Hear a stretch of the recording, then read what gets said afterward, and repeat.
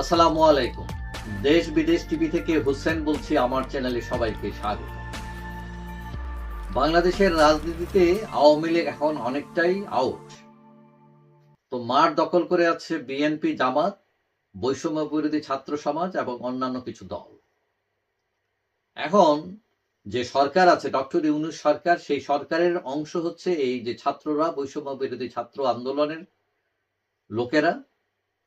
এখন তারা অনেকটা জামাত, ইসলামী ছাত্র শিবিরের সাথে একসাথে তারা চলাফেরা করছে এবং চোখ রাঙাচ্ছে বিএনপিকে। তো অনেকে ধারণা করছেন যে জামাতে ইসলাম, ইসলামী ছাত্র শিবির, বৈষম্য বিরোধী ছাত্র সমাজ, যেটা বৈষম্য বিরোধী ছাত্র আন্দোলন, তাদের অন্তরঙ্গতা দিন দিন বাড়ছে কিনা। এখন এটা বাড়ছেই বলা যায়। আমরা দেখলাম যে গতকাল রোববার সেখানে দেখলাম যে ডাকসু এবং চাকসু নির্বাচনে উত্তেজনা। এখানে পক্ষ দুইটা, একটা হচ্ছে ছাত্রদল, মানে বিএনপি সমর্থিত ছাত্রদল, আর অপর পক্ষ হচ্ছে বৈষম্য বিরোধী ছাত্র আন্দোলন, বাম সংগঠন, ইসলামী ছাত্র শিবির, ছাত্র অধিকার পরিষদ, এরা হচ্ছে এক পক্ষ। এখন একটা তালমাতাল অবস্থা।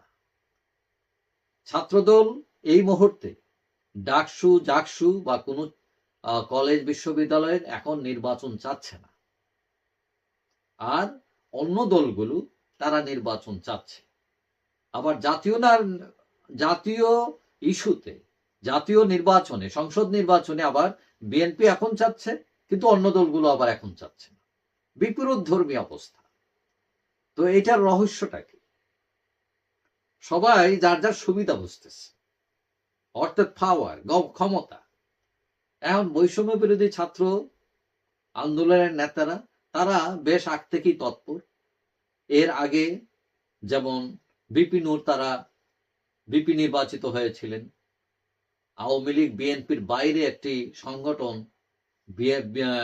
বিপি হয়ে যাওয়া, এটা বিরাট একটা ব্যাপার ছিল। তো এখন এই যে বৈষম্য বিরোধী ছাত্র আন্দোলন হয়েছে, তারা একটা ফরম্যাটে আছে। এখন বিভিন্ন শিক্ষা প্রতিষ্ঠানে তাদের সংগঠন আছে, কমিটি আছে, তারা ফরম্যাটে আছে। কিন্তু যেটা অসুবিধা সেটা হলো ছাত্র দলের। কারণ ছাত্রলীগ এতদিন প্রায় সবগুলো ক্যাম্পাস দখল করে রেখেছিল। তাদের দাপটে কেউই মাথা তুলে দাঁড়াতে পারে নাই, বিশেষ করে ছাত্রদল। এখন ছাত্রদল, তাদের অবস্থা খুবই ভঙ্গুর। সংগঠনটা, তারা মনে করে তাদের সময় দরকার, এবং এই কিছু সময় পেলে তারা আস্তে আস্তে তার দলকে গুছাবে, এবং আগামী নির্বাচনে যখন ডাকসু বলেন, জাকসু বলেন, এইসব চাকসু বলেন, এইসব বিশ্ববিদ্যালয়ের নির্বাচনগুলো হলে তারা ক্ষমতায় যেতে পারবে, সংসদে জিততে পারবে, এবং এইটার ভূমিকা পরে জাতীয় সংসদ নির্বাচনেও পড়বে। কিন্তু ছাত্রদল যদি বিশ্ববিদ্যালয়গুলোর নির্বাচনে হেরে যায়, তাহলে সেটা জাতীয় সংসদ নির্বাচনে এর প্রভাব পড়তে পারে, নেগেটিভ প্রভাব, যার ফলে তারা ক্যালকুলেশন করে পিছিয়ে আছে। এবং ইতিমধ্যে জাকসু, জাহাঙ্গীরনগর বিশ্ববিদ্যালয় যে নির্বাচন হবে, সেই নির্বাচনে গত 30 ডিসেম্বর ঘোষিত হয়েছে নির্বাচনী রোডম্যাপ, এবং আগামী 1 ফেব্রুয়ারি তফসিল ঘোষণা করা হবে। তারা নির্বাচনী ট্রেনে উঠে গেছে তারা, কিন্তু ডাকসু এখনো উঠে নাই। ছাত্রদল এটার বিরুদ্ধে দাঁড়িয়েছে। তো এখন অনেকেই মনে করেন যে নির্বাচন তারা হয়তো ছাত্ররা করে ফেলবে সামহাও বিশ্ববিদ্যালয়গুলোতে, এবং তারা অনেকটা বিএনপিকে দমানোর জন্য সবাই এক হয়েছে। এবং সেখানে ছাত্র শিবির আছে। ছাত্র শিবির যদিও তারা সাংগঠনিকভাবে এখনো গুছাইতে পারে নাই, কিন্তু তারা বৈষম্য বিরোধী ছাত্র আন্দোলনের বিপক্ষে যেতে চাচ্ছে না। তারা কনফিডেন্ট, তারা মনে করে ইন দি মিন টাইম তারা তার দলকে গুছাই ফেলতে পারবে। এবং আমরা জানি যে 5 আগস্টের পর প্রথম দিন থেকে জামাতে ইসলাম, ছাত্র শিবির, তারা ঘর গোছানোর কাজে লিপ্ত হয়ে গেছে।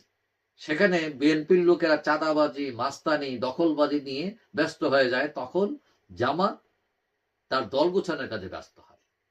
অর্থাৎ এখানে জামাত অনেকটা, ইসলামী ছাত্র শিবির অনেকটা স্টেপ এগিয়ে আছে তাদের কৌশলগত কারণে, এবং অনেকে মনে করেন তারা গেইনার এখানে। তো এখন জামাত শিবির এবং বৈষম্য বিরোধী ছাত্র আন্দোলন, অনেকেই বলছেন যে বৈষম্য বিরোধী ছাত্র আন্দোলন আসলে হচ্ছে জামাতের বি টিম, ইসলামী ছাত্র শিবিরের বি টিম। এদের অনেকেই জামাত, এবং এটা এর আগে বেরো হয়েছে, কিন্তু তারা এটা স্বীকার করে না। তারা মনে করে বিভিন্ন মতবাদের লোক তাদের এখানে থাকতে পারে, তবে তারা জামাত নয়, শিবির নয়। তো দেখা যাক এখন এই যে জামাত শিবিরের সাথে বৈষম্য বিরোধীদের যে অন্তরঙ্গতা বাড়ছে, সেটা আগামীতে এটা কোনো ভালো ফল দেয়, নাকি মানুষের আস্থার জায়গা থেকে মানুষ সরে যায় তাদের উপর থেকে, এটা এই নির্বাচনে বোঝা যাবে। যাই হোক, সবাই ভালো থাকবেন। আশা করি দেখা হবে অন্য কোনো ভিডিওতে, ইনশাআল্লাহ। আল্লাহ।